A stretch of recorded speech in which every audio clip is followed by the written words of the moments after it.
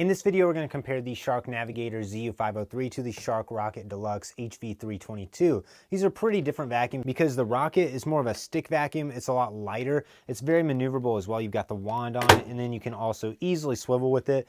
The Navigator also has swivel steering that works really well. This one feels easier to carry up and down the stairs, to maneuver around the house, and all the dust is captured at the top of it. So you're not going to be able to hold quite as much in this, but for most day-to-day use, I didn't ever run out of space on this. You also have the switch on the top of it. So this can also convert to a hand vacuum just by pulling the wand off of it, which can also come in handy. This one also does have a pretty long cord, just like the Navigator.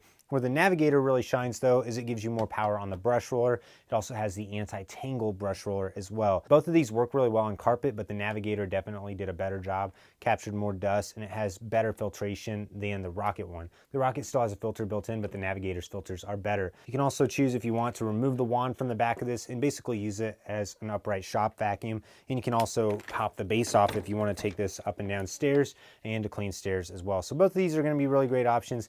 I would just say get the Rocket if you want something that's a little bit lighter, a little bit more maneuverable.